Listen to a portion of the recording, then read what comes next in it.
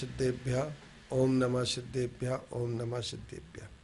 पत्रं यत्र विहाय शीप्रविपुले स्थातुं क्षणं न क्षमं तत्रास्ते गुणरत्नरोहणगिरि यो देवदेवो महान्। चित्रं नात्र करोति कस्य मनसा द्रष्टा पुरे श्रीपुरे सश्री पार्श्वजिनेश्वरो विजयते दिग्वाशिषां शासनम। पत्र टिके न जहाँ अधर में गुण रत्नों का गिरिवर हो कितना विस्मय किसे नहीं हो जरा देख लो सिरपुर को। देवों के भी देव पार्श्वजिन अंतरिक्ष में शांत रहे युगों युगों तक दिगंबरों का जिन शासन जयवंत रहे। उपासना जीवन का सबसे महत्वपूर्ण अंग है। प्रत्येक धर्म दर्शन में उपासना के लिए महत्व दिया जाता है। कोई भगवान की ईश्वर की उपासना करता है, कोई सरस्वती की उपासना करता है, कोई अपने गुरु की उपासना करता है। जैन दर्शन में उपासना तत्व के अंतर्गत देव शास्त्र गुरु तीनों को ही महत्वपूर्ण माना गया है। देव अर्थात ईश्वर, या जिसे हम ईश भी कह सकते हैं, भगवान कह सकते हैं, अरिहंत कह सकते हैं, सिद्ध भी कह सकते हैं, या परमात्मा की उपासना होती है। गुरु की उपासना जब होती है तो गुरु की उपासना से हमें आचरण की प्राप्ति होती है और शास्त्र की उपासना श्रुति की उपासना कहलाती है। लेकिन उपासना में सबसे बड़ी बात ये होती है कि हमें उपासना तत्व की करना चाहिए।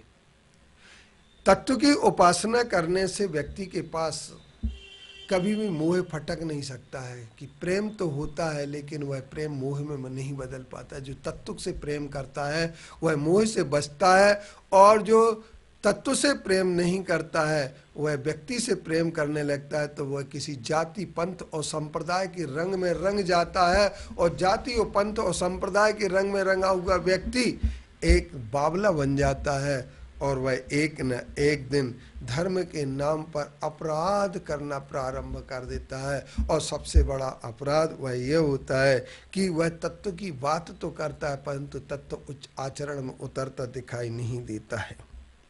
जब तक तत्व आचरण में उतरता दिखाई नहीं देता है तब तक ये जान लेना चाहिए कि शुद्ध आचरण के बिना कोई भी व्यक्ति तत्व को समझ नहीं सकता है। बहुत सारे व्यक्ति तत्व ज्ञान की बात करते हैं, तत्व की समझ की बात करते हैं, लेकिन महात्मा गांधी ने एक जगह लिखा है, जब तत्व आचरण में नहीं उतरता दिखाई नहीं देता है तब समझना चाहिए कि हमने तत्व को ठीक से समझा नहीं है, पहचाना नहीं है। और जब हमने तत्व को ठीक से समझा और पहचाना नहीं है तो हम निश्चित तौर पर आचरण में उसे नहीं ला सकते। और जब हमारा शुद्ध तत्व आचरण में नहीं आता है तो हमें समझना चाहिए कि संपूर्णतः कोई न कोई हमारे अंदर कमी आ सकती है। किंतु जो आचरण तत्व को के निकट नहीं होता है, तत्व की समझ जिस आचरण में नहीं होती, जिस उपासना में तत्व नहीं होता, जिस उपासना में गुण ग्रहण का भाव नहीं होता है, वह कितने भी महत्वपूर्ण महात्मा की पूजन कर ले, लेकिन वह महात्मा महत्व की पूजन महत्वपूर्ण उपासना करने के बाद वह सिर्फ दकियानूसी ही रहेगा। और दकियानूसी होने के कारण से उसके पास सिर्फ एक छोटा सोच हो जाएगा, धर्म के नाम पर संप्रदाय के गहरे घेरे में घिर जाएगा और उस घेरे से वह कभी बाहर नहीं निकल पाएगा। इसलिए हम यह कह सकते हैं कि अगर हमें कोई उपासना करना है तो तत्व की उपासना करना चाहिए, व्यक्ति की उपासना नहीं।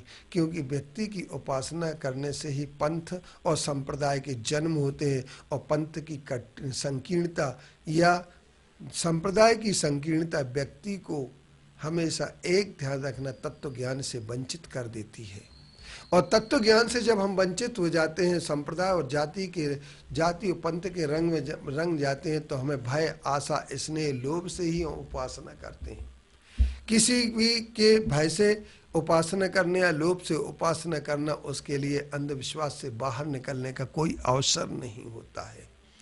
यदि कहीं अवसर होता है तत्व उपासना का, तो हमें तत्व उपासना के लिए सबसे पहले एक ही बात सीखना होगी, वह सीखना होगी कि हम तत्व निर्णय करें और आचरण में तत्व को लाएं।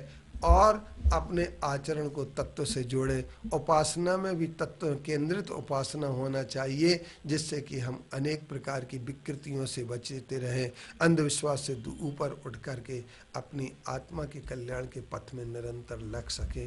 इसी के साथ ही हमारी ये तत्व उपासना महत्वपूर्ण बन जाती है।